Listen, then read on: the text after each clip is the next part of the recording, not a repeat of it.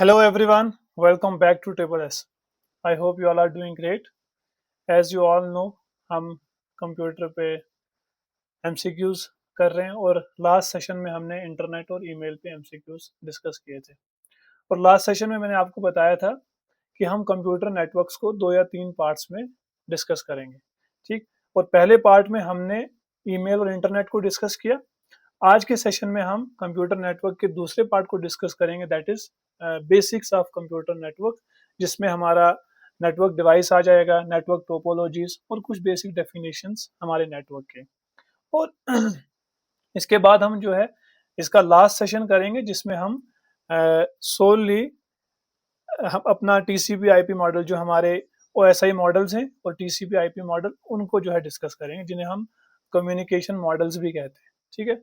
तो आज का जो हमारा टॉपिक होगा वो होगा हमारा basics of computer network. Okay, चलिए बिना के टाइम वेस्ट किए हम चलते हैं आज के पहले क्वेश्चन की ओर।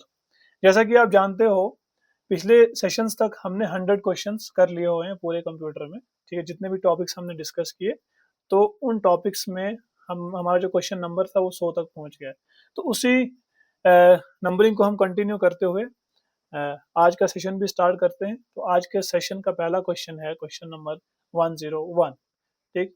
और क्वेश्चन आपकी स्क्रीन के ऊपर ये रहा।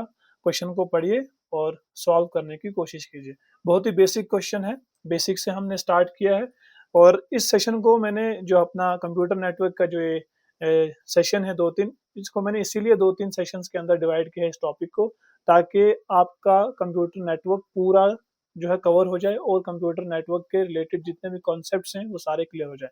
क्योंकि आपके सिलेबस में computer network as a topic mention नहीं होता, ठीक है। चाहे आप फाइनेंस अकाउंट असिस्टेंट की बात करें या कांस्टेबल की बात करें या कोई अभी जो आने वाले एग्जाम्स हैं, एएचटीओ है, जैसे उनका सिलेबस पे आया सुपरवाइजर, तो इन सारे सिलेबस में कंप्यूटर नेटवर्क जो है एज ए सिलेबस जो है वो डिस्कस जो है syllabus as a topic syllabus में मेंशन नहीं होता, सॉरी, ठीक है। तो इसलिए हमने इसको 3 पार्ट्स के अंदर डिवाइड किया है, ताकि हम हर एक टॉपिक को अच्छे से कवर करें, ठीक। और कल को कोई भी क्वेश्चन एग्जाम के अंदर आए कंप्यूटर नेटवर्क के रिलेटेड, चाहे वो आपका ओएसआई मॉडल्स के रिलेटेड हो, चाहे वो आपका नेटवर्क डिवाइसेस के रिलेटेड हो, नेटवर्क टोपोलॉजीज के रिलेटेड हो, या इसके अलावा और कोई भी टॉपिक हो, ठीक, तो आप जो है उससे इजीली सॉल्व कर सकें। तो चलिए आज के सेशन का पहला क्वेश्चन, क्वेश्चन नंबर 101 आपकी स्क्रीन के ऊपर ये रहा। इसे पढ़िए और सॉल्व करने की कोशिश कीजिए। चलिए, आपने क्वेश्चन पढ़ लिया होगा। बहुत ही बेसिक सा सवाल है कि in a network which of the following is considered as a node. Network में हम नोड किस चीज को कहते हैं, ठीक है। तो इस चीज को समझिए आप। नेटवर्क में कोई भी हार्डवेयर डिवाइस हो, अगर नेटवर्क में कोई भी हार्डवेयर डिवाइस हो, चाहे वो हार्डवेयर डिवाइस हमारे प्रिंटर्स हो, लैपटॉप हो, या फिर हमारे नेटवर्किंग डिवाइसेस जैसे रिपीटर्स, स्विच, हब वगैरह, तो कोई भी हार्डवेयर डिवाइस जिसके पास अपना एक्टिव नेटवर्क एड्रेस होता है, चाहे वो आईपी एड्रेस हो या मैक एड्रेस हो, ठीक। और वो डिवाइस अगर केपेबल है डेटा को सेंड, रिसीव या फॉरवर्ड करने के लिए, तो इस तरह की हम डिवाइसेस को क्या कहते हैं, नोड कहते हैं, ठीक है।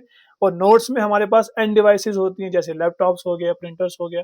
और इसके अलावा हमारे पास नोड्स में नेटवर्किंग डिवाइसेस भी होती हैं, जैसे राउटर्स, स्विचेस वगैरह। तो इस तरह की सारी डिवाइसेस या सारे हार्डवेयर्स, ठीक, इस इन हार्डवेयर्स को हम क्या कहते हैं, नोड कहते हैं।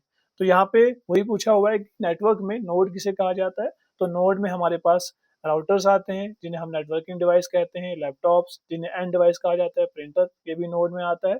तो इसका आंसर होगा all of the above. Okay, चलिए क्वेश्चन नंबर 102 पढ़िए और इसे सॉल्व करने की कोशिश कीजिए।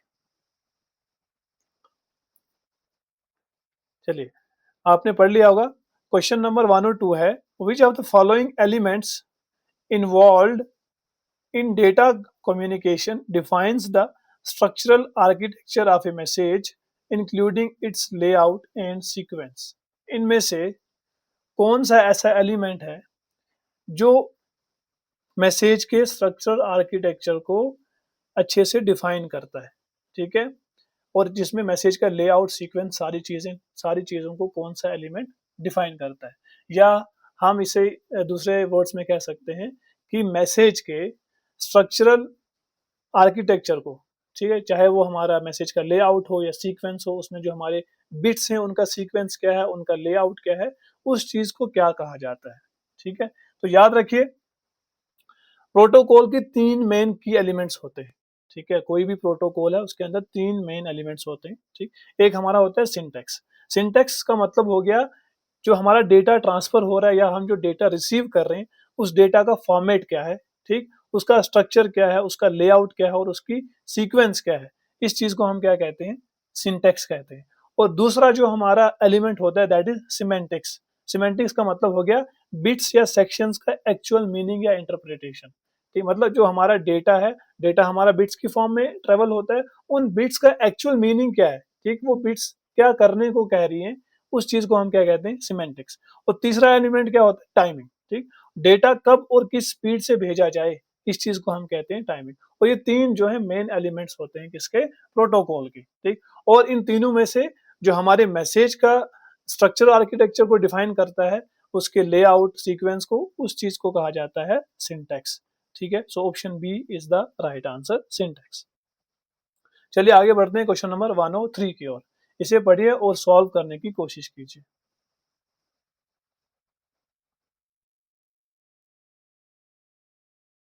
चलिए, आपने क्वेश्चन नंबर 103 पढ़ लिया होगा। अब हम इसे सॉल्व करने की कोशिश करते हैं। क्वेश्चन है, consider the following statements regarding modes of data transmission. Data transmission mode के रिलेटेड, मोड्स के रिलेटेड कुछ दो स्टेटमेंट्स दी हुई हैं, हमें बताना है इनमें से कौन सी स्टेटमेंट जो है वो करेक्ट है। ठीक, पहली स्टेटमेंट है, in half duplex mode the entire transmission capacity of a channel is taken over by whichever of the two devices is transmitting at a given time। बिल्कुल सही स्टेटमेंट है। ठीक है, करेक्ट स्टेटमेंट है। हाफ ड्यूप्लेक्स में communication दोनों तरफ होता है। ठीक है, हाफ ड्यूप्लेक्स फॉर एग्जांपल हमारे पास कोई डिवाइस यहाँ पे ए है, ठीक है, यहाँ पे सेंडर है, यहाँ पे रिसीवर है। ठीक, इन दोनों के बीच में अगर half duplex mode of communication हो रहा है, ठीक, तो इसमें क्या होता है, हाफ ड्यूप्लेक्स में कम्युनिकेशन तो दोनों तरफ होता है, लेकिन एक वक्त पर सिर्फ एक ही डायरेक्शन में जो है डेटा ट्रांसफर होगा। फॉर एग्जाम्पल ये हमारा सेंडर ए है और ये हमारा यहाँ पे रिसीवर बी है। जिस टाइम पे सेंडर यहाँ से डेटा भेज रहा है ए से बी की ओर, उस टाइम पे बी जो है डेटा ट्रांसफर नहीं कर सकता। ठीक, तो जब ए डेटा को सेंड करेगा बी की ओर, तो पूरे का पूरा चैनल जो है, ये हमारा ये जो बीच का चैनल है, ये कौन ऑक्यूपाई कर लेगा, ए कर लेगा ऑक्यूपाई। और इस तरह के मोड ऑफ ट्रांसमिशन को हम कहते हैं हाफ ड्यूप्लेक्स मोड। इसकी अगर मैं आपको रियल टाइम एग्जांपल बताऊं, तो जो वॉकी टॉकी जो हमारी मिलिट्री के अंदर यूज होता है, वॉकी टॉकी आप देखते हैं, वॉकी टॉकी में मिली जो वो यूज करते हैं सोल्जर्स। ठीक, वो यहाँ से बताते हैं, कोई मैसेज देते हैं, ठीक, और सामने वाला सुनता है, ठीक, उसके बाद वो वहां से मैसेज देता है और लास्ट पे कहता है ओवर। ठीक है ना, तो इस तरह की कम्युनिकेशन को हम कहते हैं हाफ ड्यूप्लेक्स कम्युनिकेशन। तो ये बिल्कुल सही स्टेटमेंट है, पहली वाली। दूसरी स्टेटमेंट है, in full duplex mode the physical transmission line can not be divided into two directions requiring separate physical cables for each direction. गलत बात है, गलत स्टेटमेंट है। फुल ड्यूप्लेक्स मोड के अंदर क्या होता है, कम्युनिकेशन दोनों तरफ होता है। ठीक है, वहां पे हमें फिजिकल, कोई एक्स्ट्रा फिजिकल केबल की जरूरत नहीं पड़ती है ना। फुल ड्यूप्लेक्स मोड के अंदर क्या होता है, हम फ्रीक्वेंसी डिवीजन मल्टीप्लेक्सिंग का यूज करते हैं या टाइम डिवीजन मल्टीप्लेक्सिंग का उसमें यूज होता है, जिसकी वजह से क्या हो जाता है, चैनल्स जो है वो दो चैनल्स के, जो हमारी केबल है वो दो चैनल के अंदर डिवाइड की हो जाती है। ठीक, उससे दो चैनल्स के अंदर डिवाइड किया जा सकता है। मल्टीपल सेपरेट केबल्स की कोई ज़रूरी नहीं होती हाफ ड्यूप्लेक्स के अंदर। और हाफ ड्यूप्लेक्स की अगर मैं आपको रियल टाइम एग्जांपल बताऊं, जो हम टेलीफोनिक कन्वर्सेशन करते हैं, है ना, तो टेलीफोनिक कन्वर्सेशन, टेलीफोनिक कॉल, ये हमारी full duplex mode of transmission होता है। ये सिंगल ट्रांसमिशन चैनल को फ्रीक्वेंसी या टाइम डिवीजन से डिवाइड करके अचीव किया जा सकता है। तो यहाँ पे स्टेटमेंट कह रही है कि फिजिकल ट्रांसमिशन लाइन को हम डिवाइड नहीं कर सकते। ठीक, और फुल ड्यूप्लेक्स मोड में हमें दो फिजिकल केबल्स की जरूरत पड़ती है, तो ये गलत स्टेटमेंट है। तो हमसे पूछा हुआ था करेक्ट स्टेटमेंट कौन सी है, तो only statement 1 is correct, so option A is the right answer. चलिए आगे बढ़ते हैं क्वेश्चन नंबर 104 की ओर। 104 बहुत अच्छा क्वेश्चन है, क्वेश्चन को पढ़िए और सॉल्व करने की कोशिश कीजिए। मैच द फॉलोइंग का क्वेश्चन है, इसे पढ़िए और सॉल्व करने की कोशिश कीजिए। चलिए, आपने क्वेश्चन 104 पढ़ लिया होगा। ठीक है, तो 104 क्वेश्चन है match list one network concept या टर्म विद लिस्ट सेकंड की कैरेक्टरिस्टिक या डिस्क्रिप्शन। नेटवर्क कि हमें जो है कुछ टर्म्स दी हुई हैं, हमें इनको मैच करना है उनकी करेक्ट कैरेक्टरिस्टिक के साथ या उनकी करेक्ट डिस्क्रिप्शन के साथ। सबसे पहला है पॉइंट टू पॉइंट। अब आपको पता है पॉइंट टू पॉइंट नेटवर्क का मतलब क्या हो गया, पॉइंट टू पॉइंट कम्युनिकेशन का मतलब हो गया कि जब दो स्पेसिफिक डिवाइसेस के बीच में एक डेडिकेटेड लिंक बना दिया जाता है, उस तरह की कम्युनिकेशन को या उस तरह के नेटवर्क को हम पॉइंट टू पॉइंट नेटवर्क कहते हैं। फॉर एग्जांपल ये हमारे पास एक डिवाइस है, यहाँ पे हमारे पास दूसरी डिवाइस है, हमने इनके बीच में एक डेडिकेटेड लिंक बना दिया, जो लिंक जो चैनल सिर्फ इन दो डिवाइसेस के बीच में यूज होगा, इन दो डिवाइसेस के कम्युनिकेशन के लिए यूज होगा। इस चैनल को कोई तीसरी डिवाइस यूज नहीं कर सकती। तो इस तरह के कम्युनिकेशन को या इस तरह के नेटवर्क को हम क्या कहते हैं, पॉइंट टू पॉइंट नेटवर्क। तो point to point provides a dedicated link between two devices. तो ए का क्या आएगा आंसर, ए का 4। उसके बाद मल्टी पॉइंट। मल्टी पॉइंट का मतलब क्या हो गया, जिसमें single share channel multiple devices access कर सकते हैं। मल्टी पॉइंट में जो एक हमारा चैनल जो है वो शेयर किया जाता है और उस शेयर चैनल को मल्टीपल डिवाइसेस जो है वो एक्सेस कर सकते हैं। फॉर एग्जांपल ये हमारे पास डिवाइसेस हैं यहाँ पे 2-3, ठीक है, और इसके बीच में जो चैनल है शेयर चैनल है, इसको हर एक डिवाइस जो है वो एक्सेस कर सकती है। फॉर एग्जांपल ये एक डिवाइस है यहाँ पे, ये भी इसे एक्सेस कर सकती है, कोई और डिवाइस है वो भी इसे एक्सेस कर पाएगी। तो इस तरह के नेटवर्क को हम कहते हैं मल्टी पॉइंट, ठीक है। तो मल्टी पॉइंट यहाँ पे क्या लिखा हुआ है, shares a single link among more than two specific devices. तो बी का क्या आएगा हमारा 3। इसके बाद देखिए pair to pair. Pair to pair, pair to pair का मतलब क्या है, जिसे हम पी टू पी भी कहते हैं। पेयर टू पेयर में सेंट्रलाइज सर्वर नहीं होता, ठीक है, वहां पे हर एक नोड को इक्वल प्रिविलेज होती है, ठीक, हर एक नोड को इक्वल प्रिविलेज और सर्वर क्लाइंट रोल प्ले करता है हर एक नोड, ठीक है। तो इसमें कोई सेंट्रल सर्वर नहीं होता, जितने भी नोड्स पेयर टू पेयर के अंदर प्रेजेंट है वो हर एक नोड जो है एज ए क्लाइंट और सर्वर दोनों की तरह बिहेव करता है, ठीक है। तो peer to peer network with no central server where each node acts as a server। तो C का क्या आएगा, C का 1। और लास्ट पे बचा हमारा network reliability. Network reliability uses a uses alternate path and redundant systems in case of failures, ठीक है। तो फेलियर हैंडलिंग, रिडंडेंसी और अल्टरनेट पाथिंग, इस चीज को हम क्या कहते हैं, नेटवर्क रिलायबिलिटी। जब किसी नेटवर्क में हमारे पास अल्टरनेट पाथ्स होंगे, हमारा जो सिस्टम है वो रिडंडेंट होगा, ठीक है, इन केस ऑफ फेलियर्स उसे ठीक किया जा सकता है, अल्टरनेट पाथ का यूज किया जा सकता है किसी नेटवर्क के अंदर। तो इस चीज को हम क्या कहेंगे कि ये नेटवर्क रिलायबिलिटी है, कि ये हमारा नेटवर्क रिलायबल है। तो डी का क्या आएगा, डी का आएगा सेकंड। तो इसका ऑप्शन क्या होगा, A4, A4 और बी क्या आया हमारा, A is 4, B3 और C1 and D2। So option C is the right answer। A4 है ना, B3 and C1 और D2। So option C is the right answer। चलिए आगे बढ़ते हैं क्वेश्चन नंबर 105 की ओर। 105 को पढ़िए और सॉल्व करने की कोशिश कीजिए। चलिए आपने 105 पढ़ लिया होगा, अब हम इसे सॉल्व करने की कोशिश करते हैं। क्वेश्चन नंबर 105 है, विच of the following statements is incorrect regarding computer network criteria and data communication. Data communication और कंप्यूटर नेटवर्क क्राइटेरिया के रिलेटेड कौन सी स्टेटमेंट जो है वो इनकरेक्ट है। पहली स्टेटमेंट है, network performance can be evaluated using parameters such as transit time, response time and type of transmission medium. कहता है कि नेटवर्क, किसी भी नेटवर्क की परफॉर्मेंस को हम इवेलुएट कर सकते हैं कुछ पैरामीटर्स का यूज करके, जैसे कि ट्रांजिट टाइम उस नेटवर्क का कितना है, रेस्पॉन्स टाइम कितना है, और कौन सा ट्रांसमिशन मीडियम का हम उसके अंदर यूज कर रहे हैं। तो बिल्कुल सही बात है, परफॉर्मेंस इवेलुएट करने के लिए transit time, response time, throughput, medium, ये प्राइमरी फैक्टर्स होते हैं। तो ये बिल्कुल सही स्टेटमेंट है, हमसे इनकरेक्ट पूछिए। दूसरी स्टेटमेंट है, in a peer to peer network P2P architecture nodes first came into existence in the late 1970s without requiring a central server। ये भी बिल्कुल सही बात है। जो हमारे अर्ली P2P नेटवर्किंग कंसेप्ट्स हैं, या जब शुरू शुरू में हमारे पास P2P कॉन्सेप्ट आया, नेटवर्किंग कॉन्सेप्ट, उसका यूज जो है वो 1970s के अंदर ही हुआ था, ठीक है। और जैसे यूजनेट और उस तरह के P2P नेटवर्क में बिना डेडिकेटेड सर्वर सेटअप को अडॉप्ट किया जा सकता था और वो बिना सेंट्रल सर्वर के अडॉप्ट हुए थे। तो ये भी स्टेटमेंट बिल्कुल सही है। तीसरी स्टेटमेंट है data transmitted over a network is broken down into small packets and delivered using a unique IP address for each device. बिल्कुल सही बात है। जब भी हम इंटरनेट पे कोई डेटा ट्रांसफर करते हैं तो वो data as a whole transfer नहीं होता। फॉर एग्जांपल मैं अभी आपको पढ़ा रहा हूँ तो जो ये मेरी मैसेज है ये इंटरनेट पे आप तक पूरी की पूरी कैसे पहुंचती है, पहले तो ये तो पैकेट्स में ब्रेक डाउन होगी ना, ठीक है। पैकेट्स में ब्रेक डाउन होगी तो उसके बाद और उन पैकेट्स, हर एक पैकेट का अपना अपना यूनिक एड्रेस होगा, यूनिक आईपी एड्रेस होगा, और जब वो आप तक पहुंचेगी वहां पे दोबारा से पैकेट की रीअसेंबली होगी और ओरिजिनल मैसेज में कन्वर्ट हो जाएगा, ठीक है। तो ये बिल्कुल सही बात है।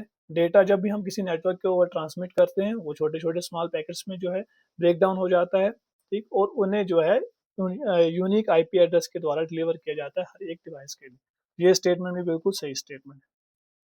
चौथी स्टेटमेंट है simplex communication allows data transmission in both directions but only one direction at A time. गलत स्टेटमेंट है। सिंप्लेक्स कम्युनिकेशन का मतलब ये नहीं होता। सिंप्लेक्स कम्युनिकेशन में दोनों डायरेक्शंस में कम्युनिकेशन बिल्कुल इम्पॉसिबल होता है। दोनों डायरेक्शन में जो कम्युनिकेशन पॉसिबल होता है वो हाफ डुप्लेक्स में होता है और फुल डुप्लेक्स में होता है, ठीक है। तो इसलिए ये स्टेटमेंट क्या है, गलत। तो हमसे गलत स्टेटमेंट ही पूछी थी, so option D is the right answer. ये स्टेटमेंट गलत है तो हमसे गलत ही पूछी, option D is the right answer. चलिए आगे बढ़ते हैं क्वेश्चन नंबर 106 की ओर। 106 को पढ़िए और सॉल्व करने की कोशिश कीजिए। टोपोलॉजी के ऊपर बेस्ड क्वेश्चन है, ठीक है। ये डॉलर्स, इसको छोड़िए, साइन को हटा दीजिए, ये सिर्फ एन है यहाँ पे, ठीक है। इसको एन मानिए, एन पढ़िए, इससे कंफ्यूज ना होइएगा आप डॉलर साइन से, ये कुछ भी नहीं है, ये जस्ट यहाँ पे एड ऑन हो गया है, एन है, सिर्फ एन।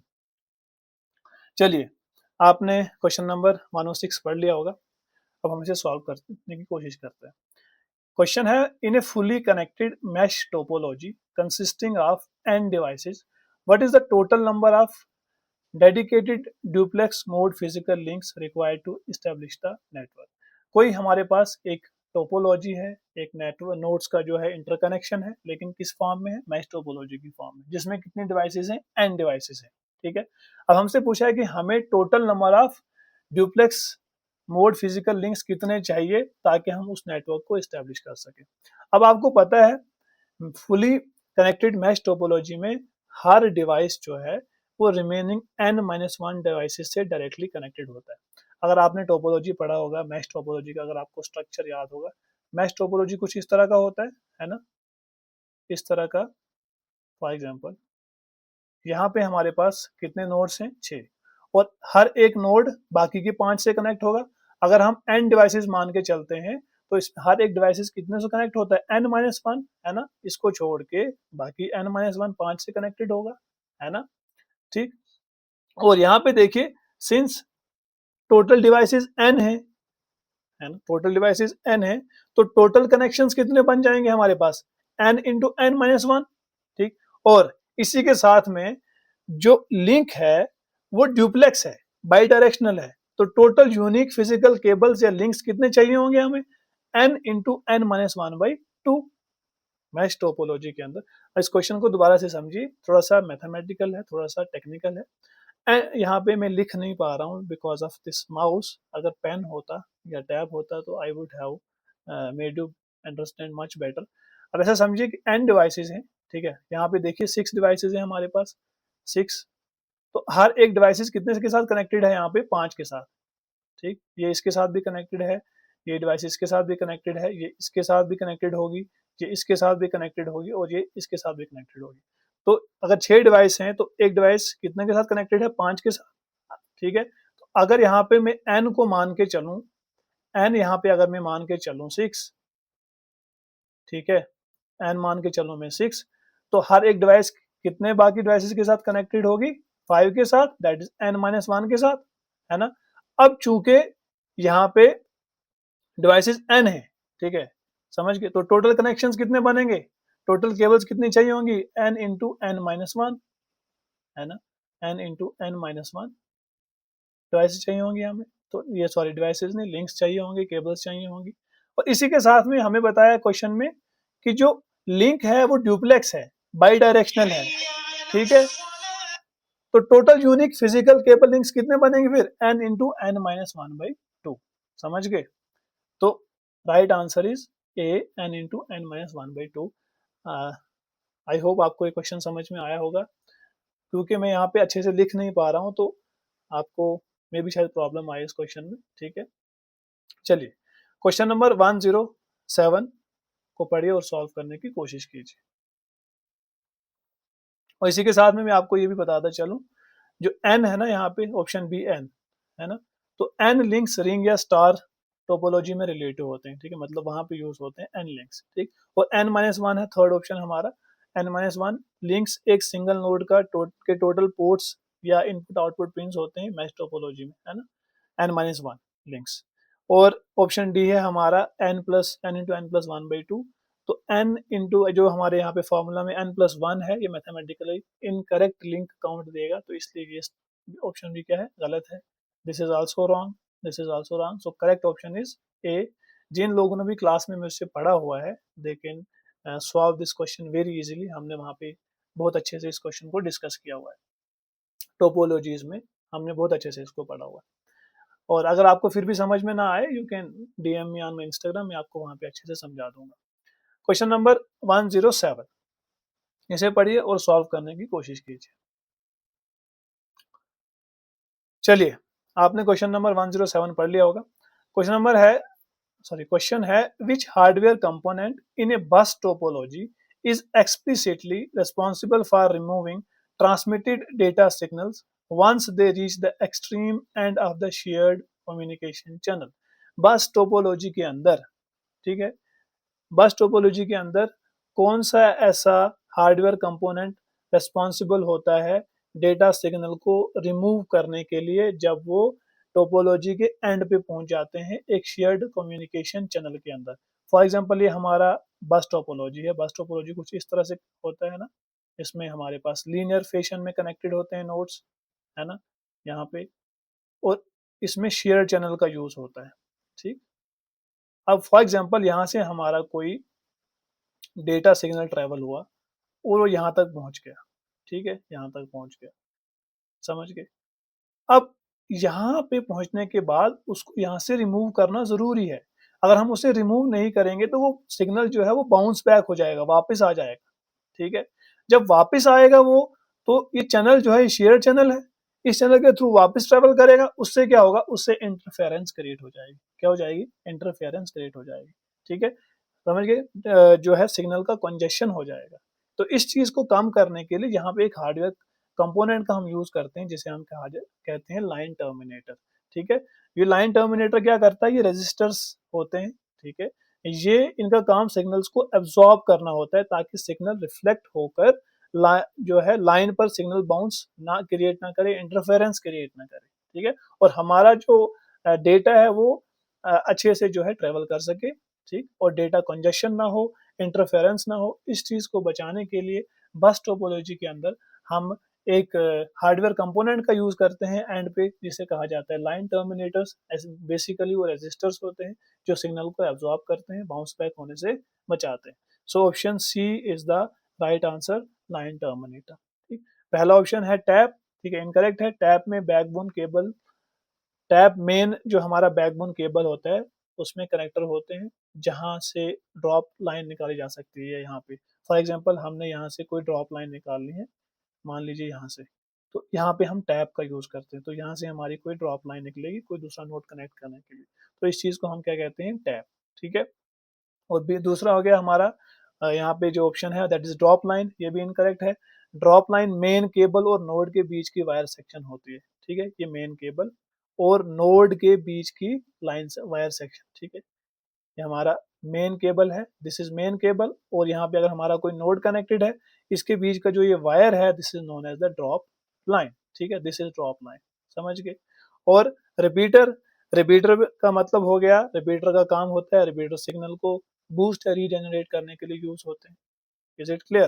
तो so correct answer is line terminator. ये कॉन्सेप्ट्स हमने क्लास में आज बहुत अच्छे से डिस्कस किए हैं। जिन लोगों ने भी मेरे पास पढ़ा हुआ है फाइनेंस अकाउंट असिस्टेंट के बैच में, उनको मैंने बहुत अच्छे से ये चीज़ पढ़ाई हुई है, ठीक है? तो वो इन क्वेश्चंस को बहुत आसानी से सॉल्व कर सकते हैं और ये कोई टफ क्वेश्चन नहीं है, ठीक है? कमेंट सेक्शन में आके ये मत बताना कि सर ये टफ है। ये बहुत बेसिक क्वेश्चन है, टोपोलॉजी के ऊपर क्वेश्चन है, टोपोलॉजी बेसिक टॉपिक होता है नेटवर्क का। चलिए आगे बढ़ते हैं क्वेश्चन नंबर 108 की ओर। क्वेश्चन को पढ़िए और सॉल्व करने की कोशिश कीजिए। अगेन टोपोलॉजी के पे बेस्ड क्वेश्चन है, इसे पढ़िए तो सॉल्व करने की कोशिश कीजिए। चलिए, आपने पढ़ लिया होगा। क्वेश्चन है match list one network topology with list second की टेक्निकल हार्डवेयर फीचर। हमें नेटवर्क टोपोलॉजी को उनकी टेक्निकल हार्डवेयर या उनके फीचर के साथ मैच करना है, ठीक। पहला है हमारा बस टोपोलॉजी, ठीक है। तो बस टोपोलॉजी का मतलब क्या होता है? बस टोपोलॉजी का मतलब वो टोपोलॉजी जिसमें एक लाइन होगी हमारी, अभी मैंने आपको समझाया, लाइन के साथ में ड्रॉप लाइंस होती हैं, उसके अंदर टैप्स होते हैं, टर्मिनेटर्स होते हैं, ठीक है। So bus topology is dedicated point to point links using drop lines, taps and line terminators. So A का जो करेक्ट फीचर है दैट इज 2। दूसरा है हमारा रिंग टोपोलॉजी, ठीक है। रिंग टोपोलॉजी में क्या होता है? डेटा हमारा टोकन वाइज यूनिडायरेक्शनल घूमता है, ठीक। और हर नोड टोकन या सिग्नल को रीजेनरेट करने के लिए रिपीटर का काम करता है रिंग टोपोलॉजी के अंदर। रिंग टोपोलॉजी हमारी कुछ इस तरह की होगी, ये हमारा एक नोड है, this is second node, this is third node और दिस इज फोर्थ नोड। इसमें डेटा जो है हमारा इस तरह से यूनिडायरेक्शनल ट्रेवल करेगा और इसमें हर एक नोड जो है वो रिपीटर का काम करता है, ठीक है, समझ गए। So ring topology is incorporates repeater at each node to regenerate signal bits, ठीक। सो बी का करेक्ट आंसर इज 3। तीसरी है हमारी topology that is star topology. Star topology के अंदर क्या होता है? एक सेंट्रल हब होता है या सेंट्रल डिवाइस होती है, ठीक। वो हब हो सकता है हमारा, स्विच हो सकता है, राउटर हो सकता है, और उसी सेंट्रल डिवाइस के साथ बाकी सारी डिवाइसेस क्या होती हैं? कनेक्टेड होती हैं। तो central hub controller acting edge layer 1, layer 2 और लेयर 3 एक्सचेंज। सो सी का जो करेक्ट मैच है दैट इज 1। और 4 है हमारा मैश टोपोलॉजी, वो मैंने आपको अभी बताया। इसमें जो है ट्रैफिक कंजेशन बिल्कुल भी नहीं होता क्योंकि इसमें डेडिकेटेड लिंक्स होती हैं नोड्स के बीच में, है ना, उनमें उनको जो है कोई दूसरा नोड यूज नहीं कर सकता। Is it clear? तो इसलिए वहां पे जो कंजेशन है वो बहुत कम होता है, ठीक। और अगर वंस कोई हमारा लिंक जो है वो फॉल्टी भी हो गया तो दूसरे लिंक का यूज करके भी हमारा डेटा ट्रेवल हो सकता है। अगर आपको इन टोपोलॉजीज के जो डायग्राम्स हैं या इनका जो आर्किटेक्चर है अगर वो माइंड में है तो आप इस तरह के क्वेश्चंस को इजीली सॉल्व कर सकते हैं, ठीक है। सो डी का 4। सो करेक्ट आंसर इज ए, है ना। ए यहाँ पे A2, B3, C1 and D4। So option A is the right answer. चलिए आगे बढ़ते हैं क्वेश्चन नंबर 109 की ओर।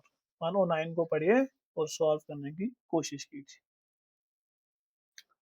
देखिए, जिन लोगों ने भी अगर कंप्यूटर नेटवर्क्स को अच्छे से नहीं पढ़ा है ना, अगर वो ये सेशन जो है अच्छे से अटेंड करेंगे बिल्कुल ऑनेस्टली, ठीक है। सेशन इससे पहले वाले सेशन को भी, सेशन 7 और ये अभी हमारा सेशन 8 है और इसके बाद आने वाला जो सेशन है उसको भी, तो उनका नेटवर्क जो है वो बहुत अच्छा हो जाएगा। कंप्यूटर नेटवर्क्स उनको इसके अलावा फिर कहीं पढ़ने की जरूरत नहीं पड़ेगी, ठीक है। क्योंकि इन 3 सेशंस में हम पूरा का पूरा नेटवर्क बहुत अच्छे से कवर करेंगे विद कॉन्सेप्ट्स, ठीक है। मैंने इसीलिए ये क्वेश्चन चूज किए हुए हैं ताकि इन क्वेश्चंस के थ्रू आपको कॉन्सेप्ट भी समझाया जाए, ठीक। तो क्वेश्चन नंबर 109 है, which network topology is structured as a variation of star topology featuring hierarchical top bottom or bottom to top data flow across core, distribution and access layers while utilizing DHCP and SAC protocols। कहता है कौन सा network topology जो है वो variation है किसका? Star topology का, जिसके अंदर डेटा का फ्लो जो है या तो टॉप टू बॉटम होता है या बॉटम टू टॉप फ्लो होता है और उसके अंदर लेयर्स होती हैं हमारी, कोर, डिस्ट्रीब्यूशन और एक्सेस लेयर। जिसके अंदर हम किसका यूज करते हैं, DHCP और SAC प्रोटोकॉल्स का। इन दो प्रोटोकॉल्स का यूज करके इस तरह की टोपोलॉजी में जो है डेटा का फ्लो होता है, लेकिन हायरार्किकल फॉर्म में, ठीक, इधर फ्रॉम टॉप टू बॉटम और फ्रॉम बॉटम टू टॉप, और लेयर्स में लेयर्स प्रेजेंट होती हैं इसके अंदर, ठीक है, कोर डिस्ट्रीब्यूशन एक्सेस, समझ गए। तो इस तरह की टोपोलॉजी को हम ट्री टोपोलॉजी कहते हैं, ठीक है। ट्री टोपोलॉजी, इसे हायरार्किकल टोपोलॉजी भी कहा जाता है। स्टार टोपोलॉजी का मल्टी लेवल वेरिएशन होता है ये। इसमें हमारे पास एक रूट नोड होता है, दूसरा हमारा डिस्ट्रीब्यूशन नोड होगा, और तीसरा जो है हमारा एक्सेस या जिसे एंड नोड्स कहते हैं वो होता है, ठीक। और जिनका यूज किया जाता है किसके लिए, कोर डिस्ट्रीब्यूशन और एक्सेस लेयर के हायरार्किकल ट्री लाइक स्ट्रक्चर में ऑर्गेनाइज होते हैं, ठीक। डेटा के फ्लो के इनका यूज किया जाता है इस तरह से। ये हमारे यहाँ पे एक लेयर होगी, फिर यहाँ पे दूसरी लेयर होगी, ठीक, और यहाँ पे जो है हमारी तीसरी लेयर होगी, और ये ट्री की फॉर्म बनाते हैं, ठीक है, एक पेड़ की फॉर्म बनाते हैं। ये तीन लेयर्स इसमें प्रेजेंट होती है। इसमें डेटा इधर टॉप टू बॉटम फ्लो होगा या बॉटम टू टॉप जो है फ्लो होगा, और इसकी जो कोर लेयर होती है दैट इज, एक इसमें कोर लेयर होगी, दूसरी डिस्ट्रीब्यूशन लेयर होगी, और तीसरी क्या होती है, access layer. This is core layer, distribution और एक्सेस लेयर। तो इस तरह की टोपोलॉजी को हम ट्री टोपोलॉजी कहते हैं, और ये ट्री टोपोलॉजी हमारी स्टार टोपोलॉजी का ही वेरिएशन है। चलिए आगे बढ़ते हैं क्वेश्चन नंबर 110 की ओर। इसे पढ़िए और सॉल्व करने की कोशिश कीजिए।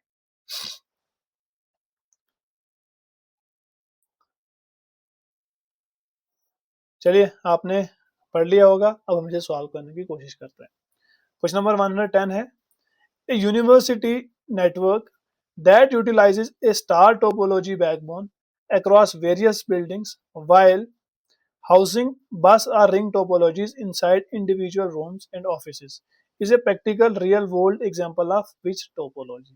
एक यूनिवर्सिटी का नेटवर्क है, ठीक है, जिसके अंदर स्टार टोपोलॉजी का यूज किया गया है एज ए बैकबोन। मतलब डिफरेंट बिल्डिंग्स में नेटवर्क को पहुंचाने के लिए हमने किसका यूज किया है, स्टार टोपोलॉजी का यूज किया है। मतलब कि हमने वहां एक सेंट्रल डिवाइस का यूज किया है वहां पे, और वही सेंट्रल डिवाइसेस से सारी बिल्डिंग्स क्या है, कनेक्टेड है, ठीक है। लेकिन इंडिविजुअल रूम्स और ऑफिस के अंदर हम किसका यूज कर रहे हैं, इधर बस टोपोलॉजी का या फिर रिंग टोपोलॉजी का, ठीक। तो अगर हम इस दोनों टोपोलॉजीज को मिलाएं, स्टार टोपोलॉजी और बस दोनों को मिलाएं, तो हमारे पास कौन सी एक नई टोपोलॉजी का जन्म होगा, ठीक। या प्रैक्टिकल रियल वर्ल्ड में इस तरह की टोपोलॉजी को हम क्या कहेंगे, तो इस तरह की टोपोलॉजी को हम कहते हैं हाइब्रिड टोपोलॉजी। हाइब्रिड का मतलब ही हो गया जहां पे हम मल्टीपल टाइप्स ऑफ टोपोलॉजीज का यूज करके हम एक नेटवर्क क्रिएट करें, है ना। टोपोलॉजी का बेसिक मतलब हो गया कि arrangement of network devices. Network devices को हमने किस तरह से कनेक्ट किया है, ऑर्गेनाइज किया है, उस चीज को ही हम टोपोलॉजी कहते हैं, है ना। तो जब हम दो या दो से ज्यादा टाइप्स की टोपोलॉजीज को कनेक्ट करते हैं तो उस तरह की टोपोलॉजी को हाइब्रिड टोपोलॉजी कहा जाता है।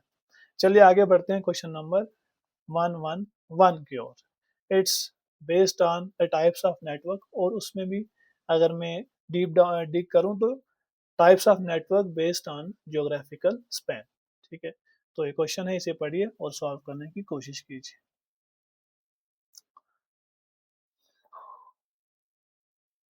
चलिए आपने पढ़ लिया होगा। पहला है personal area network. Personal area network का मतलब क्या हो गया, वो नेटवर्क जो पर्सनल डिवाइसेस को कनेक्ट करेगा within operational connectivity range up to 10 metres, है ना। इस तरह के हम उसको क्या कहेंगे, इस तरह के हम नेटवर्क को पर्सनल एरिया नेटवर्क कहते हैं। सो ए इज 3। दूसरा है लोकल एरिया नेटवर्क, लैन जिसे हम कहते हैं। लैन का यूज किया जाता है सिंगल बिल्डिंग या ऑफिस नेटवर्क, है ना, जहाँ पे प्राइवेट आईपी स्पेसिस का यूज हम करते हैं। Class A B C private IPs का यूज किया जाता है। इस तरह के नेटवर्क को हम कहते हैं local area network. So B का क्या आएगा, बी का आएगा 1। Operates using private IP addresses with host port up to 16 million devices, है ना। तीसरा है हमारे पास metropolitan area network, MAN, MAN, ठीक है। तो मैन जो है वो पूरी सिटीज को कनेक्ट करती है ना, जिसमें हम मेट्रो इथरनेट का यूज करते हैं या फाइबर्स का यूज किया जाता है। So man employees fibre optics, microwave या मेट्रो इथरनेट अक्रॉस ए सिटी। सो सी का 4 and wide area network wide area network का यूज होता है अक्रॉस प्रोविंसेस, जो डिफरेंट प्रोविंसेस डिफरेंट कंट्रीज को यूज करते हैं, इसका यूज करके एसिंक्रोनस ट्रांसफर मोड का यूज करके। ये एटीएम का मतलब ऑटोमेटिक टेलर मशीन नहीं है जिससे आप पैसा निकालते हैं, ठीक है। एटीएम का मतलब हो गया एसिंक्रोनस ट्रांसफर मोड। तो वाइड एरिया नेटवर्क के अंदर एटीएम का यूज किया जाता है, फ्रेम रिले या सोनेट इस तरह की टेक्नोलॉजीज का यूज किया जाता है डिफरेंट कंट्रीज, है ना, डिफरेंट प्रोविंसेस को कनेक्ट करने के लिए, है ना। तो जो हमारा इंटरनेट है, internet is also an example of wide area network. तो इसका करेक्ट आंसर क्या होगा? करेक्ट आंसर होगा इसका ए is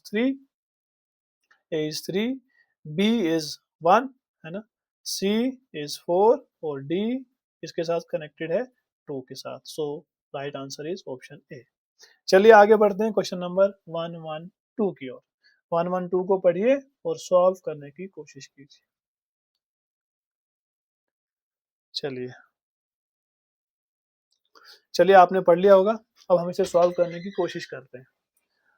which guided transmission medium operates on the optical principle of total internal reflection through a high purity glass or plastic core surrounded by a lower refractive index cladding while supporting wavelength division multiplexing। कौन से guided transmission media, कौन सा guided transmission medium, ठीक है। Transmission medium दो तरह के होते हैं, एक हमारा गाइडेड ट्रांसमिशन मीडियम होता है, एक होता है हमारा अनगाइडेड ट्रांसमिशन मीडियम, ठीक है। तो हमें यहाँ पे क्वेश्चन है गाइडेड ट्रांसमिशन मीडियम के ऊपर। तो गाइडेड ट्रांसमिशन मीडियम यहाँ पे पूछा है कौन सा ऐसा गाइडेड ट्रांसमिशन मीडियम जो है यूज ऑपरेट होता है कौन से प्रिंसिपल पे, टोटल इंटरनल रिफ्लेक्शन के प्रिंसिपल पे, ठीक है, जिसके अंदर एक हम हाई प्योरिटी ग्लास या प्लास्टिक कोर का यूज करते हैं, और वो जो प्लास्टिक कोर या हाई प्योरिटी ग्लास उसके सराउंडिंग में एक एक हमारा रिफ्लेक्टिव इंडेक्स क्लैडिंग होता है ना, एक कवरिंग होती है, और जिसके अंदर वेवलेंथ डिवीजन मल्टीप्लेक्सिंग होती है ना। अब जब भी हम यहाँ पे टोटल इंटरनल रिफ्लेक्शन की बात आ गई, ठीक है, विच मीन्स कि यहाँ पे लाइट का कोई ना कोई जो है रोल तो होगा, है ना। और यहाँ पे ग्लास का भी यूज हो रहा है, हाई प्योरिटी ग्लास, और आप जानते हो कि ऑप्टिकल फाइबर्स के अंदर क्या होता है, जो हमारे ऑप्टिकल फाइबर केबल है उसके अंदर लाइट सिग्नल्स की फॉर्म में डेटा ट्रांसमिट करता है ना। ऑप्टिकल फाइबर्स में जो डेटा है हमारा वो लाइट सिग्नल्स की फॉर्म में ट्रांसमिट करता है, और उसके अंदर यूज होता है कि कौन से प्रिंसिपल का, टोटल इंटरनल रिफ्लेक्शन के प्रिंसिपल का यूज होता है TIR, और इसके इनर कोर का रिफ्रैक्टिव इंडेक्स आउटर क्लैडिंग से ज्यादा होता है, ठीक है। जो इसका हमारा जो ऑप्टिकल फाइबर है, जो उसका कोर है, उसका रिफ्रैक्टिव इंडेक्स, ठीक है, वो आउटर क्लैडिंग से क्या होता है, ज्यादा होता है। अगर आपने 10th में, अगर आप मेडिकल बैकग्राउंड से हो, अगर आपने टोटल इंटरनल रिफ्लेक्शन पढ़ा होगा या रिफ्रैक्टिव इंडेक्स के बारे में अगर आपको थोड़ा बहुत भी पता होगा, तो आप इस चीज को बखूबी समझ सकते हो कि जब भी लाइट जो है हाई रिफ्रैक्टिव इंडेक्स से लो रिफ्रैक्टिव इंडेक्स में ट्रेवल करती है, तो वो जो है बेंड करती है किसकी ओर, टुवर्ड्स द नॉर्मल, है ना। और अगर वो लो हाई रिफ्रैक्टिव इंडेक्स से लो रिफ्रैक्टिव इंडेक्स की ओर ट्रेवल करेगी तो वो बैंड करेगी अवे फ्रॉम द नॉर्मल, है ना। तो आपको टेक्निकलिटीज में जाने की जरूरत नहीं है, ठीक है, आपको फिजिक्स नहीं यहाँ पे पढ़नी, आपको बस इतना याद रखना है कि ऑप्टिकल फाइबर के अंदर टोटल इंटरनल रिफ्लेक्शन का प्रिंसिपल यूज होता है, ठीक है, और इसी के साथ साथ में ऑप्टिकल फाइबर्स में वेवलेंथ डिवीजन मल्टीप्लेक्सिंग का यूज होता है। Is it clear? So C optical fibre cable is the right answer, ठीक है। ऑप्शन ए है coaxial cable. Coaxial cable copper electrical signals use करता है ना। जो दूसरा है हमारा shielded twisted pair. Shielded twisted pair जो है twisted copper wire pair electrical signals utilise करता है, ठीक। और इंफ्रारेड मीडिया है, इंफ्रारेड मीडिया अनगाइडेड होता है, वायरलेस मीडिया होता है जिसे हम अनगाइडेड मीडिया बोलते हैं। यहाँ पे गाइडेड ट्रांसमिशन मीडियम की बात हो रही है, so option C is the right answer. चलिए 113 पढ़िए और इसे सॉल्व करने की कोशिश कीजिए।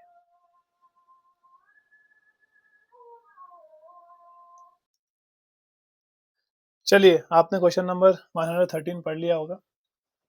क्वेश्चन है विच नेटवर्क हार्डवेयर डिवाइस, कौन सी नेटवर्क हार्डवेयर डिवाइस ऑपरेट करती है लेयर 1 पे, दैट इज फिजिकल लेयर पे, OSI मॉडल के फिजिकल लेयर पे, by taking incoming raw bit signals, ठीक है, जिसमें जो है अबो लेयर से रॉ बिट्स आती हैं, रॉ बिट सिग्नल्स आते हैं, ठीक है, एक पोर्ट से, और उन्हें जो है वो ब्लाइंडली ब्रॉडकास्ट कर देती है जितने भी कनेक्टेड पोर्ट्स हैं उनके साथ, जिसकी वजह से हाई ट्रैफिक कोलिजन और सिक्योरिटी रिस्क बढ़ जाते हैं। तो इस तरह की डिवाइस को हम क्या कहते हैं? अब आप जानते हो कि स्विच जो है, स्विच हमारा लेयर 2 डिवाइस है ना। अगर आपने नेटवर्क डिवाइसेस पढ़े हैं और आपने ये भी पढ़ा है अगर कि कौन सी डिवाइस कौन से लेयर पे ऑपरेट करती है, तो आप इस क्वेश्चन को इजीली सॉल्व कर सकते हैं, ठीक है, समझ गए। तो अगर मैं स्विच की बात करूं तो स्विच लेयर 2 डिवाइस है, लेकिन हमसे यहाँ पे लेयर 1 डिवाइस के बारे में पूछा हुआ है, ठीक। और स्विच जो है उसे इंटेलिजेंट डिवाइस कहा जाता है, और स्विच ब्रॉडकास्टिंग नहीं करता बल्कि यूनिकास्टिंग करता है, और स्विच के अंदर मैक एड्रेस का यूज होता है, मैक एड्रेस टेबल का। सो ये ऑप्शन तो हो नहीं सकता, ठीक। अगर मैं बात करूं हब की, ठीक है, तो हब क्या है? हब एक basic layer 1 physical layer device होता है, जिसे नॉन इंटेलिजेंट डिवाइस भी कहा जाता है। इसके अंदर कोई मैक एड्रेस टेबल की चेकिंग नहीं होती। जो ही हब के पास कोई सिग्नल आता है तो ये बिना देखे सारे बाकी पोर्ट्स जो इसके साथ कनेक्टेड है उन पर ब्रॉडकास्ट कर देता है, ठीक है। जिससे क्या होता है, सिग्नल की कोलिजन डोमेन, सिग्नल में के अंदर कोलिजन हो जाता है, ठीक, और हाई ट्रैफिक कोलिजन जो है वो हो जाता है, सिक्योरिटी रिस्क बढ़ जाता है, डेटा लॉस होने के चांसेस इसमें ज्यादा होते हैं।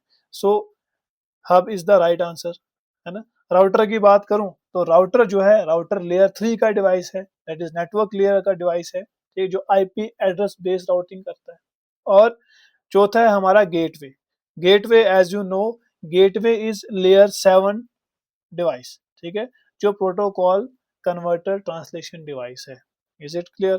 तो लेयर 1 डिवाइस हमारी कौन सी है? हब। और हब का ही काम होता है बिना देखे, ठीक है, अंधाधुंध जो है सिग्नल्स को ब्रॉडकास्ट कर देना सारे पोर्ट्स के साथ, जो भी सारे पोर्ट्स की तरफ जो भी इसके साथ कनेक्टेड होते हैं। Is it clear? चलिए आगे बढ़ते हैं क्वेश्चन नंबर 114 की ओर। 114 को पढ़िए और सॉल्व करने की कोशिश कीजिए। चलिए, आपने 114 पढ़ लिया होगा, अब हमसे सॉल्व करने की कोशिश करते हैं। 114 है, an engineer needs to restore digital signal strength degraded by attenuation across an Ethernet cable segment exceeding 100 meters. Which layer 1 device should be deployed? एक इंजीनियर है और वो सिग्नल को रिस्टोर करना चाहता है, सिग्नल की स्ट्रेंथ को, जो सिग्नल की स्ट्रेंथ जो है डिग्रेड हो गई है, किसकी वजह से? एटेन्युएशन की वजह से, ठीक। एक इथरनेट केबल के अक्रॉस 100 मीटर के बाद, तो कौन सी लेयर 1 डिवाइस का वो यूज करेगा इस चीज को करने के लिए? अब देखिए, जो हमारी ईथरनेट केबल है ना, जब वो 100 मीटर से आगे बियॉन्ड हो जाती है तो उसमें सिग्नल हमारा जो है वो क्या हो जाता है? डिस्टॉर्ट हो जाता है, सिग्नल की स्ट्रेंथ जो है वो वीक हो जाती है, ठीक है।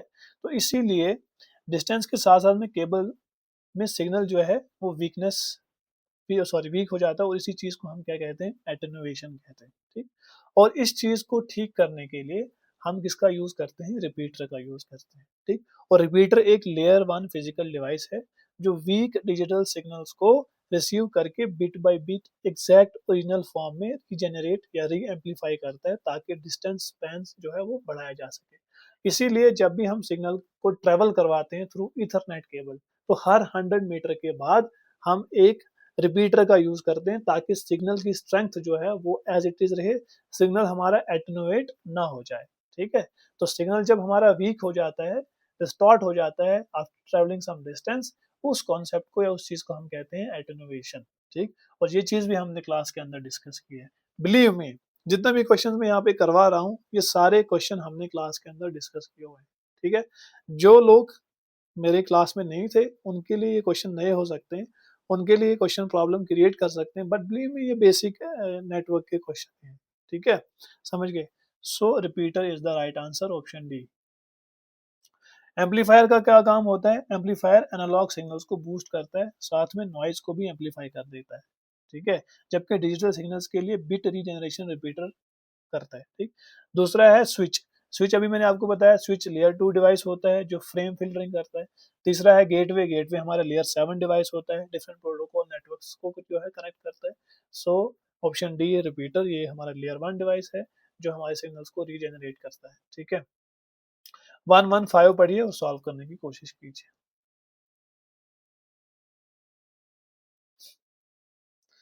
चलिए आपने पढ़ लिया होगा। क्वेश्चन है which frequency band classification of radio waves is specifically used for FM radio broadcasting and local television transmission. Radio waves की कौन सी फ्रीक्वेंसी बैंड का हम यूज करते हैं एफएम रेडियो ब्रॉडकास्टिंग के लिए और लोकल टेलीविजन ट्रांसमिशन के लिए। ठीक है, तो याद रखिएगा रेडियो वेव्स की वेरी हाई फ्रीक्वेंसी, ठीक है, VHF very high frequency band का यूज किया जाता है एफएम रेडियो और ब्रॉडकास्टिंग के लिए और लोकल टेलीविजन ट्रांसमिशन के लिए। ठीक है, अब जो हमारा रेडियो फ्रीक्वेंसी का अगर आप स्पेक्ट्रम देखेंगे ना, उसमें हमारे पास दो तरह की फ्रीक्वेंसीज होती हैं। एक हमारा वेरी हाई फ्रीक्वेंसी है जिसकी रेंज जो है वो 30 मेगाहर्ट्ज से लेके 300 मेगाहर्ट्ज तक होती है। ठीक है, स्टैंडर्ड हमारा एफएम रेडियो जो है और very high frequency television channels के लिए इसी ये डेजिग्नेट होता है हमारा वेरी हाई फ्रीक्वेंसी बैंड। ठीक, क्योंकि जो हमारा स्टैंडर्ड एफएम रेडियो है वो 88 टू 108 मेगाहर्ट्ज के बीच में जो है चलता है, फ्रीक्वेंसी के बैंड में चलता है।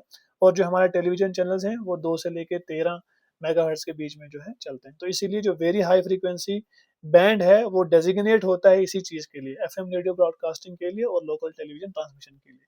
और जो हमारा अल्ट्रा हाई फ्रीक्वेंसी है, यूएचएफ जिसे कहा जाता है, वो 300 मेगाहर्ट्ज से लेके 3 गीगाहर्ट्ज तक होता है, उसकी जो रेंज होती है फ्रीक्वेंसी की। और अल्ट्रा हाई फ्रीक्वेंसी का यूज हम किसके लिए करते हैं? सेलुलर नेटवर्क्स के लिए, वाईफाई के लिए, जीपीएस और हायर टीवी चैनल्स के लिए यूज किया जाता है अल्ट्रा हाई फ्रीक्वेंसी का। ठीक है, और जो हमारे शॉर्ट वेव है, ठीक है, हाई फ्रीक्वेंसी जिसे कहा जाता है, इसे long distance international AM radio broadcasting में लाइन ऑफ साइट या स्काई वेव प्रोपोगेशन के लिए यूज किया जाता है। और जो हमारा डी ऑप्शन है infrared band, infrared short range line of sight remotes में लाइट वेव्स यूज करता है। सो जो हमारा करेक्ट आंसर है that is very high frequency, option B. चलिए आगे बढ़ते हैं क्वेश्चन नंबर 116 की ओर। 116 को पढ़िए और सॉल्व करने की कोशिश कीजिए।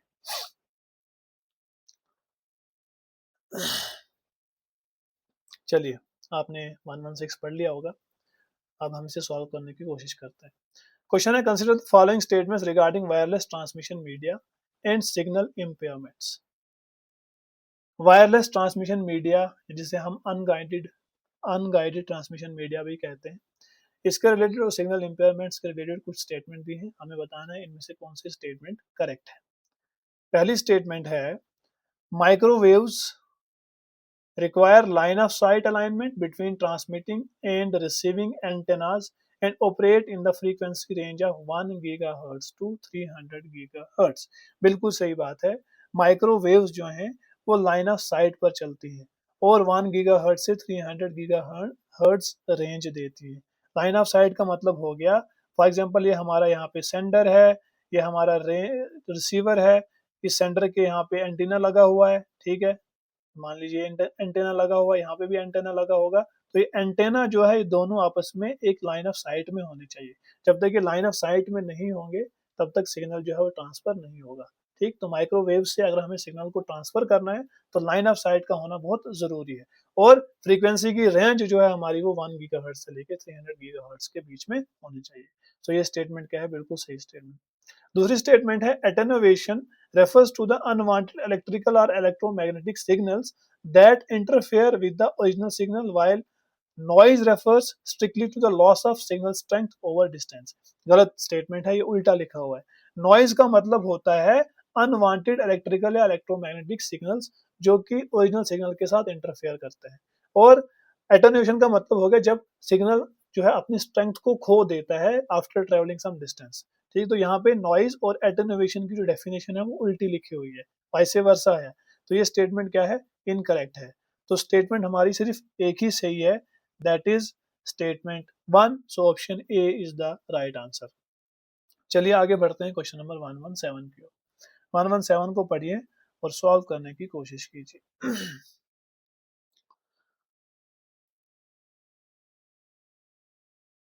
चलिए, आपने 117 पढ़ लिया होगा, अब हम इसे सॉल्व करने की कोशिश करते हैं।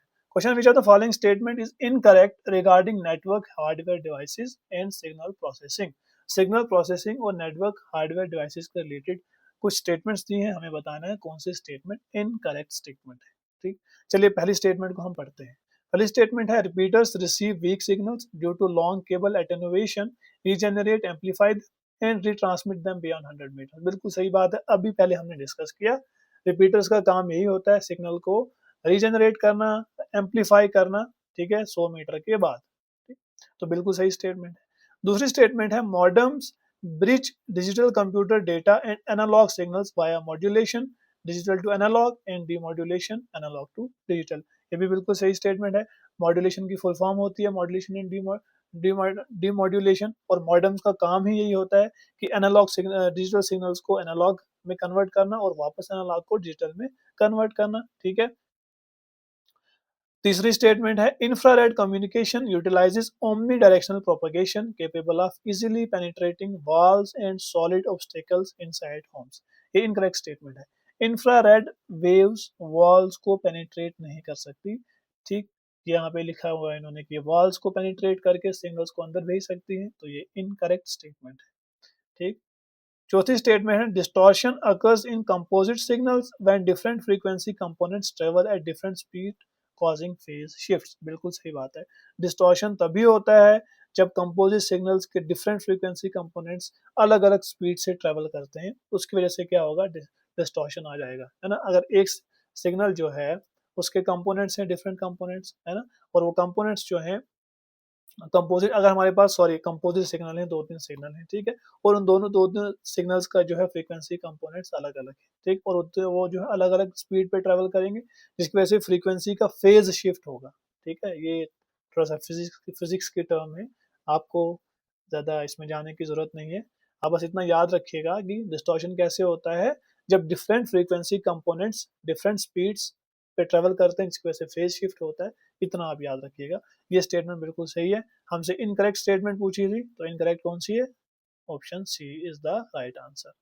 चलिए आगे बढ़ते हैं क्वेश्चन नंबर 118 की ओर।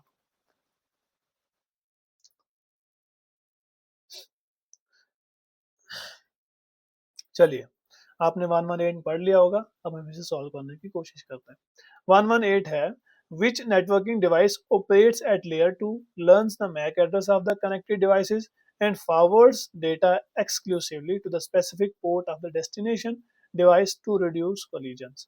कौन सी device layer 2 that is data link layer पे ऑपरेट करती है और मैक एड्रेस का यूज करती है या लर्न करती है मैक एड्रेस को, जितने भी डिवाइसेस कनेक्टेड होते हैं उन सबके मैक एड्रेस को लर्न करती है, ठीक है, यूज पढ़ती है, सीखती है, याद करती है, और अकॉर्डिंगली डेटा को फॉरवर्ड करती है स्पेसिफिक पोर्ट पे, ठीक है। मतलब फॉर एग्जांपल यहाँ पे हमारे पास कोई डिवाइस है और हम चाहते हैं किसी दूसरी डिवाइस पे हमारा डेटा जाए या किसी दूसरे डिवाइस के पोर्ट पे डेटा जाए। अगर हमें किसी स्पेसिफिक पोर्ट पे डेटा को भेजना है तो हम किसका यूज करते हैं, हम स्विच का यूज करते हैं, because switch is known as the intelligent device, और ये लेयर 2 डिवाइस होती है और ये मैक एड्रेस का यूज करके स्पेसिफिक पोर्ट पे डेटा को ट्रांसमिट कर देती है, और इसकी वजह से क्या होगा, कोलिजन रिड्यूस होगा। हमने देखा अभी हब जो है वो ब्रॉडकास्ट कर देती है मैसेज को, जिसकी वजह से कोलिजन बढ़ जाता है, क्योंकि हब एक नॉन इंटेलिजेंट डिवाइस है। हब किसी एड्रेस का यूज नहीं करती, ना आईपी एड्रेस का यूज करती है ना मैक एड्रेस का। राउटर भी हमारा आईपी एड्रेस का यूज करता है। गेटवे इज लेयर 7 डिवाइस, ठीक है, और गेटवे का काम क्या होता है, डिफरेंट प्रोटोकॉल्स को कनेक्ट करना, समझ के। चलिए आगे बढ़ते हैं क्वेश्चन नंबर 119 की ओर। 119 को पढ़िए और सॉल्व करने की कोशिश कीजिए। चलिए, आपने पढ़ लिया होगा। क्वेश्चन नंबर 119 है which network component serves as an entry exit node across layer 4 to 7 to translate data formats and convert protocols between incompatible network architecture। देखिए, अभी तक हम यही पढ़ रहे हैं, पिछले दो तीन क्वेश्चन में भी हमने डिस्कस किया गेटवे के बारे में, है ना। गेटवे एक एडवांस्ड नेटवर्किंग डिवाइस होता है या नोड होता है जो ओएसआई मॉडल के अपर लेयर्स लेयर 4 to 7 पर ऑपरेट करता है, ठीक है। जरूरी नहीं है कि सिर्फ लेयर 7 पर ही ऑपरेट करे, मैंने आपको भी पहले बताया कि लेयर 7 पे ऑपरेट करता है, लेकिन ऐसा जरूरी भी नहीं है, लेयर 4 से लेकर लेयर 7 तक ऑपरेट करता है, ठीक। और ये दो अलग अलग और इनकम्पैटिबल प्रोटोकॉल्स जैसे टीसीपी आईपी नेटवर्क को मेन फ्रेम सिस्टम से कनेक्ट करना, ठीक है, और उनके बीच ट्रांसलेशन का काम करता है कौन, हमारा गेटवे। तो वही हमसे पूछा हुआ है यहाँ पे, तो gateway is the right answer.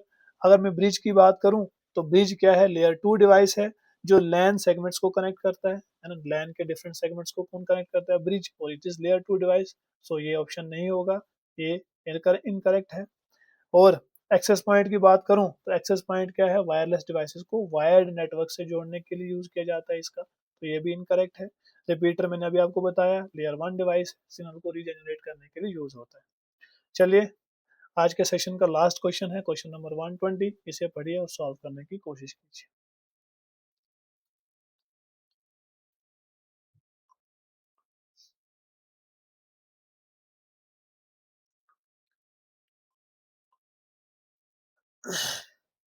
चलिए आपने पढ़ लिया होगा। Which are the following statements comparing hubs switches and routers is incorrect. Hub switches और राउटर्स के बारे में कुछ स्टेटमेंट दिए, हमें बताना है इनमें से कौन सी स्टेटमेंट क्या है इनकरेक्ट स्टेटमेंट। पहली स्टेटमेंट है a hub process data as raw bits broadcast traffic to all ports and operates at layer 1। बिल्कुल सही बात है, अभी हम पढ़ चुके पिछले कई क्वेश्चंस में। दूसरा है a switch uses physical MAC addresses to unicast data packets to specific destination port within LAN. बिल्कुल सही बात है, ये भी हम पढ़ चुके, एक्सप्लेन कर चुका मैं। A router maintains a routing table and utilizes IP addresses to connect different networks across WAN। C option, ये भी बिल्कुल सही बात है, राउटर राउटिंग टेबल मेंटेन करता है और वैन्स के अक्रॉस आईपी एड्रेसेस से नेटवर्क कनेक्ट करता है। ऑप्शन डी है switch assigns dynamic IP addresses to end user devices and connect directly to ISPs. गलत स्टेटमेंट है, स्विच के जो है वो मैक एड्रेस का यूज करता है, ना कि आईपी एड्रेस का यूज करता है। ठीक है, समझ गए। आईपी एड्रेस का यूज हमारा राउटर्स करते हैं और एंड यूजर डिवाइसेस को आईएसपी के साथ कौन कनेक्ट करता है, राउटर्स। ठीक, तो ये इनकरेक्ट स्टेटमेंट है, हमसे इनकरेक्ट ही पूछी हुई थी, दिस इज इनकरेक्ट स्टेटमेंट। तो चलिए मैं आपको कुछ क्वेश्चन होमवर्क के लिए देता हूँ, आप उन क्वेश्चंस को सॉल्व करिए कीजिए और उनका आंसर आप कमेंट सेक्शन में जरूर लिख के जाएगा। This is question number 121। ठीक, इसे पढ़िए। Question number 122। ठीक, then question number 123, question number 124 and question number 125। ठीक है, 5 क्वेश्चंस आपके लिए होमवर्क हैं, इन पांचों क्वेश्चंस को आप सॉल्व करने की कोशिश कीजिए और इनका आंसर जो है कमेंट सेक्शन में फेंक के मारिए। ठीक है, मैं बाद में इनके करेक्ट आंसर पिन कमेंट में कर दूंगा। ठीक है, यहाँ पे आंसर की भी मैं लगा चुका हूँ। ठीक, more over if you have any doubt regarding any question, you can ask me on my Instagram, this is my Instagram handle।